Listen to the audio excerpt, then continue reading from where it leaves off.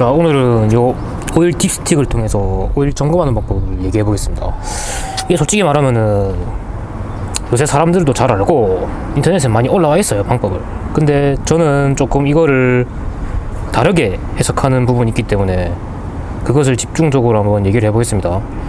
그래서 뭐 오일 점검 방법은 뭐 다 알다시피 뭐 평지에 차를 세우고 시동 좀 걸어놨다가 끄고 5분 있다가 빼서 한번 닦고 다시 이래 팍 찍어서 오일량을 체크한다, 이거가 많이 알고 계시고 그게 맞는 건데, 저는 여기서 추가적으로 그 오일 점검하는 환경을 조금 동일하게 해야 된다고 생각합니다. 이게 뭐 어느 주차장에서 찍어보니까 뭐 이만큼 찍히고 저기 주차장 찍으니까 저만큼 찍히고, 이런 조금 환경에 따라서 찍히는 양이 다르기 때문에 저는 이제 환경을 똑같이 만들고 점검하는 편입니다.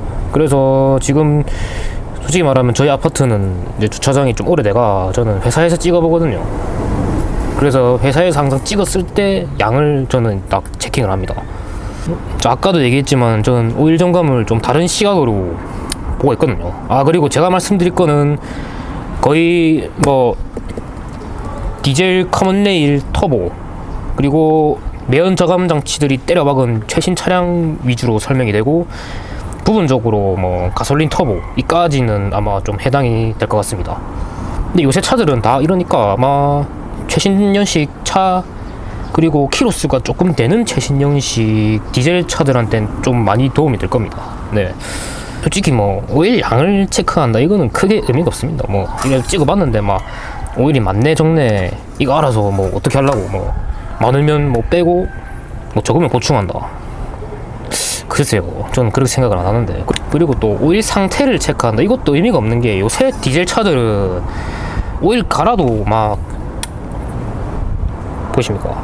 그냥 새까맣습니다. 이게 오일 갈고 2000km 탄 오일 상태거든요. 이 그냥 뭐 새까만데 새까마니까 막 와 오일 썩었네 갈아야겠네, 이거 소용이 없거든요. 왜냐면은 요새 디젤 차들은 워낙 오일 속에 불순물들이 많이 들어갑니다. 뭐 경유라든지 아니면 블로바이 가스라든지, 이게 엔진 구조상 가솔린보다 더러울 수밖에 없습니다. 그래서 이걸로 뭐 오일 상태를 확인한다, 이건 또 말이 안 되고, 제가 말씀드리고 싶은 핵심은 뭐냐, 오일의 증감을 체크하고 모니터링하는 겁니다. 그러니까 제가 생각하는 딥스틱으로 오일을 점검한다, 이거는 오일 상태의 모니터링으로 요 기관의 문제점을 확인하는 겁니다. 그래서 이런 최신 디젤차로 설명을 하면은 엔진 오일이 증가할 수도 있고 감소할 수도 있습니다. 저 먼저 제 차를 한번 찍어볼게요. 지금 시동을 한 12시간 안 걸고 찍고 있긴 한데, 저는 솔직히 뭐 시동을 걸든 안 걸든 상관없다 생각하는 사람이라 그냥 바로 찍겠습니다. 자, 보시면은 오일이 증가를 했습니다. 증가를 했어요. 풀선보다 살짝 한 5mm 정도 증가를 했는데, 그래서 증가한 김에 이제 증가에 대해서 설명을 하자면은 디젤차의 오일 증가 자체는 정상일 수도 있습니다. 이게 제 차 기준으로는 DPF 재생이 들어갈 때 경유를 후분사를 통해 배기가스 온도를 높이고 그걸로 이제 DPF에 쌓인 먼지를 태우는 그런 구조를 가지고 있는데, 그때 후분사를 하면서 엔진 안으로 경유가 유입이 돼요. 그래서 이 증가 자체는 정상이 맞습니다. 그래서 이 열어가 냄새 맡아보면은 그 옛날 보일러 기름 있죠, 그 냄새가 납니다. 그러니까 경유가 섞여서 그런 냄새가 납니다. 젠쿱은 이런 냄새 안 나거든요. 그래서 증가 자체는 정상입니다. 어쩔 수 없이 증가를 해요. 네, 그래서 다만 문제는 뭐냐, 이 증가 량을 보는 겁니다. 증가량. 요 게이지 이렇게 주기적으로 찍어보면서 얼만큼씩 증가되는지를 확인하는 겁니다.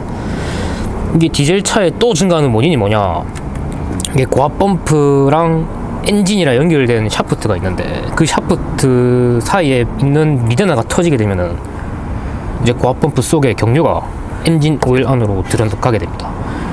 근데 이거 같은 경우에는 정말 위험하고 치명적인 고장이거든요.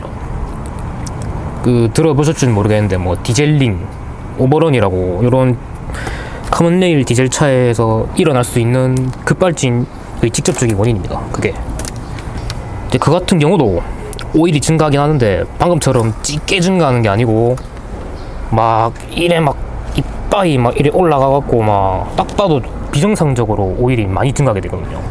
그럴 경우는 확인이 됐을 경우 빠르게 정비소로 입고를 하는 걸 추천드립니다. 그거 그대로 타다가 자 급발진 나가지고 자 죽을 수도 있습니다. 그리고 일반 급발진과 다르게 디젤링은 시동을 꺼도 시동이 안 꺼지거든요. 그 안에 머금고 있는 그러니까 오일이랑 섞인 경유가 다 날아갈 때까지 이게 엔진은 항상 플러스 상태로 RPM이 올라가 있습니다. 그게 진짜 위험해요. 그리고 뭐 디젤 터보 차에서 엔진 오일 감소는 뭐 크게 또 두 가지가 있죠. 뭐 첫 번째는 그냥 엔진 자체가 오래된 겁니다. 키로수가 너무 많아가지고 노후가 돼서 뭐 헤드, 뭐 스템실에서 오일이 연소실로 유입된다든지 뭐 피스톤 실린더, 피스톤 링 이런 게 마모가 돼서 그냥 연소실로 오일이 올라온다든지 뭐 그런 엔진 노후가 돼서 뭐 오일이 연소가 된다. 그것도 있고 뭐 이거는 뭐 솔직히 말씀드리면 뭐 오래됐으니까 자연스러운 현상이죠. 그리고 두 번째는 이제 터보 손상입니다. 터보 손상. 요새 디젤 차들은 다 터보를 달고 있습니다. 터보를 쉽게 얘기하면은 엔진에 들어가는 공기를 압축해서 빡 이렇게 넣어주는 역할을 하는데 그러면은 이제 뭔가 선풍기처럼 돌아가는 게 있겠죠. 근데 그게 엄청나게 고회전을 하기 때문에 그냥 일반 베어링이라든지 뭐 그리스로는 감당이 안 돼서 오일을 쏴줍니다. 그쪽으로 안에. 네, 쉽게 설명하자면 오일을 쏴줘요. 엔진 오일을. 근데 그 이 회전하는 오일을 쏴주는데 그게 손상이 됐다. 손상이 됐다는 거는 이제 조금씩 갈리고 유격이 생긴다는 거거든요. 유격이 생겼다. 그럼 어떻게 되겠습니까? 오일이 유격 사이로 빠져나가게 되고 그 빠져나간 오일이 이렇게 흡기를 타고 들어가 연소실로 들어가게 되거든요. 이제 그렇게 되면은 터보차의 오일이 또 감소하는 원인이 됩니다. 네. 그래서 이렇게 찍어봤을 때 오일이 감소한다. 그러면은 이제 1차적으로 터보 상태가 좀 좋지 않겠구나라고 예상을 할 수가 있어요. 이게 또 경우에 따라 치명적일 수가 있는 게 이제 터빈이 좀 심하게 손상이 돼서 터빈 쪽 오일이 그냥 연소실로 바로 분사가 돼버렸다.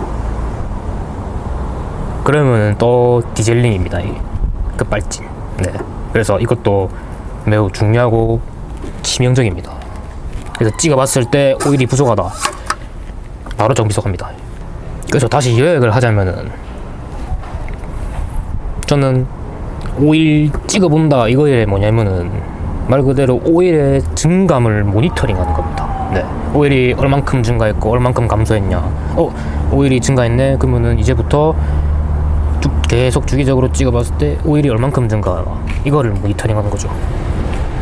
그래서 계속 꾸준히 오일을 찍어봄으로써 아까 제가 얘기한 그런 것들의 상태를 어느 정도 확인할 수 있고 뭐 치명적인 현상을 예방을 할 수가 있겠죠.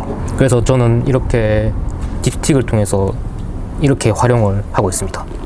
진짜 본인이 만약에 뭐 키로수가 제법 되는 뭐 최신연식 디젤 터보 차량을 찬다거나 아니면은 뭐 가솔린 터보도 어느 정도 해당이 됩니다. 뭐 그런다 치면은 이런 식으로 한번 생각해 보시는 걸 저는 추천드리고 있습니다.